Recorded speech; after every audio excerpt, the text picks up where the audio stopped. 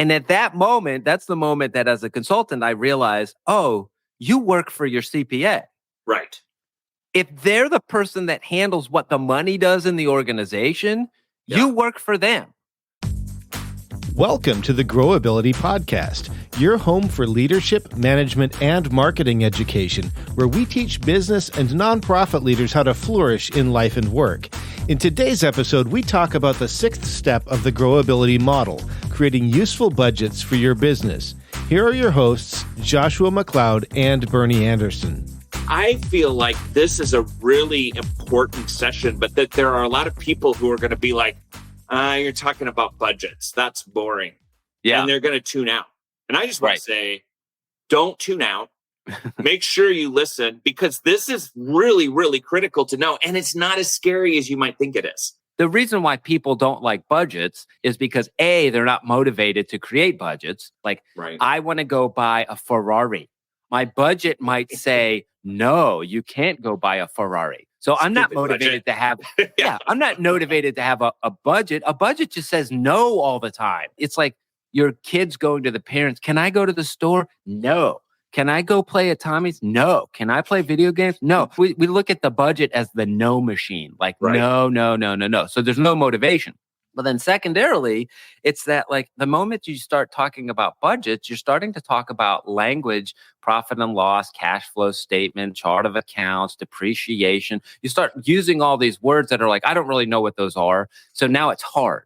So I'm not motivated and it's hard. When I started looking at budgets for organizations, I was trying to create a way of looking at budgets, a way of looking at spending money in an organization that would be motivational and easy. A budget is simply looking at, in a thoughtful way, what is happening with the money that comes in and what is happening with the money that goes out. So I'm working with a client and they have 12 product lines. One of the first things that I do when I work with a company is I try to figure out, okay, of these 12 product lines or these 12 product offerings that you bring, what percentage of them represents 80% of your income? Mm-hmm. So let's say I have 12 different types of shoes that I sell. The first question that I want to know is, okay, of these shoes, how many of them represent 80%? With a client that I'm currently working with, we realized, okay, 80% of your income comes from 6 out of 12 product lines. Right. So 80% of the dollars that come into your organization come from 6 product lines. That means 20% of the income is coming from the additional 6. So I've got 80% of my income that's coming from sports shoes. 20% of my income is coming from fashion shoes. Well, now I know where to spend money in my organization. If I don't have a budget, I don't know which shoes actually are the ones that are making the most money. It's just like I have shoe income. Mm-hmm. So without a budget, I see shoe income. Okay, but how much of that is coming from sneaker sales? How much of that is coming from high heel sales? How much of that is coming from XYZ? So when I think about a budget, what I'm actually doing is I'm simply putting a name on what the money actually does or where the money actually goes. It is a reality check. The next thing that a budget does is it allows you to give a spending plan. So here I am, I'm at my shoe company. I realize that 80% of my income is sports shoes. The next question I ask myself is, okay, well, how much money do I spend facilitating sports shoes? And how much money do I spend facilitating fashion shoes? And so when I look at all the numbers, I look at the factory and I realize that I spend 50% of our resources with these 6 lines of sports shoes. And I spend 50% of my resources with these 6 lines of fashion shoes. As a business owner, I'm spending just as much on the thing that's bringing 80% of my income as I'm spending on the thing that's bringing 20% of my income. So the first thing that a budget does is it's a reality check. It helps you understand where does money come in, where does money go out. The second thing is it's a spending plan. So now I can say, hey, you know what? We don't need to put so much money into fashion shoes. We need to put more money into sports shoes. I'm going to take 30% of the money that I've been putting into fashion shoes. I'm going to switch it over into sports shoes because that's where our money comes in from the organization. Where should I spend money? Where should I stop spending money? The reality check piece of it is really important because if you're running a business, you need to know to the granular level, whether it's shoes or sandwiches or consulting services or whatever, you've got to know how much am I going to bring in? How much am I going to spend in order to provide this good or service? And if you don't know that, you're in real danger of not making it as a business, or not making it as an organization. That's exactly I think in right. the sandwich situation, because I was actually involved with a coffee sandwich shop, that it was the same thing. It was like, so this sandwich, we're actually losing money every time we sell this sandwich, even though you get $5 for it or $8 for it or whatever it was. Like, we're actually losing money every time we make this sandwich because it wasn't clear in the budget. So let's do this. How do you build a budget? Where do you begin? So the first thing that you think about when you're going to create a budget is to ask yourself, how much income am I going to be able to bring for the goods and services that I sell? How many shoes can I sell? And how much income is that going to bring? If I sell 100 pairs of shoes for $50, that's $5,000. If I'm making my budget, I'm going to say, okay, well, I'm going to sell 100 pairs of these sneakers. And so that's going to be $5,000. And I'm going to sell 10 pairs of these fashion shoes. And that's going to be $1,000. So my total income is going to be $6,000. Right. When you create a budget, step one is projecting how much money is going to come in from selling my product or service. If you are a technician fixing a car or fixing somebody's plumbing or doing an install, the question is, well, how many installs am I going to do? How many plumbing fixes am I going to do? How many cars am I going to repair this month? Calls, and then the average is, $50 a call. Well, then I'm going to make $5,000 of income. So that's the first step in creating a budget. The second step in creating a budget is to figure out what are called indirect costs. Most people call these overhead costs. These are costs that are not directly associated with providing your goods or services. The reason why they're called overhead costs is they are the costs that keep your roof overhead. Your salary, staff salaries, office space, IT and communications, accounting, taxes and legals, utilities, equipment, professional fees, postage, meals, travel, R&D costs, marketing costs, staff development costs. So all of these things, without even creating a single sneaker, these are just my overhead costs, things that I have to pay for. Right. The next thing that I look at are what are called direct costs. These are also called costs of goods sold. Well, this is like shoelaces and leather and rubber and molds and everything that is directly involved in creating my product or service. That's a direct cost. Let's say that my overhead costs or my indirect costs are $5,000.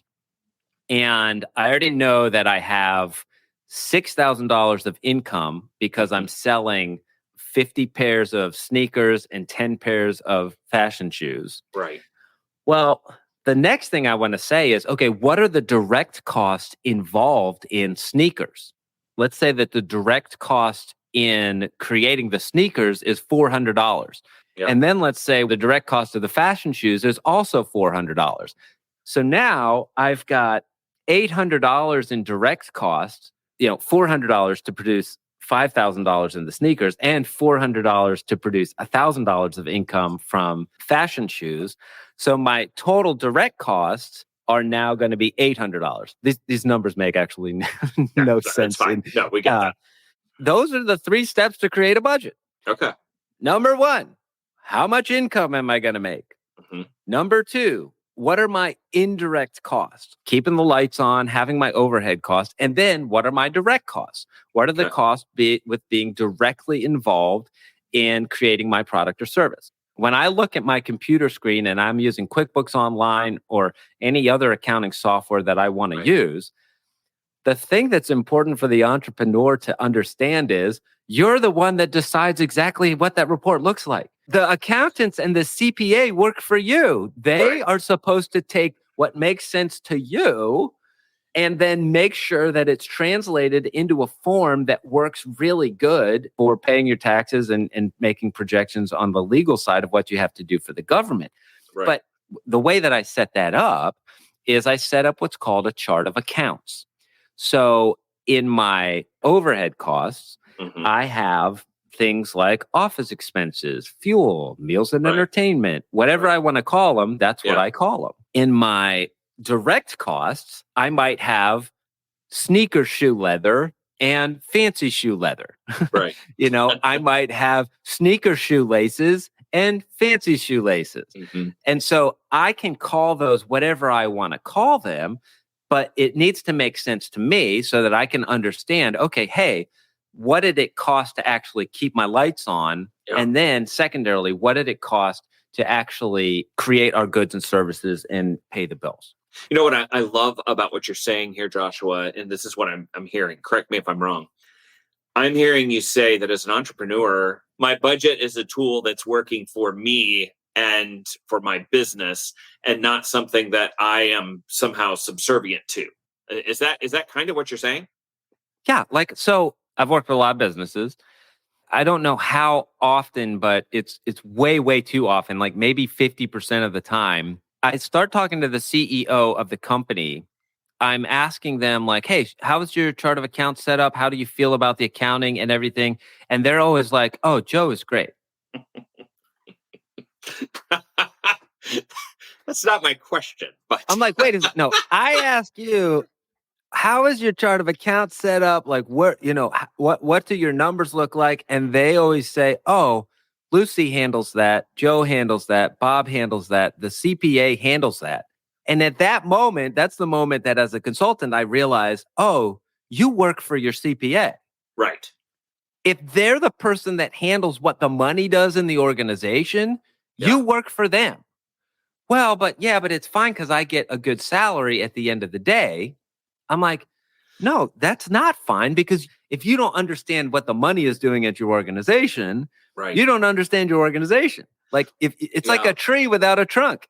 There are some minimal education points that an entrepreneur must have to run an organization. Yes. One of the minimal education points to run an organization is you have to understand income projections, indirect costs, and direct costs, or income projections, overhead costs, and cost of goods sold, depending on what language you want to use. It's the same exact thing.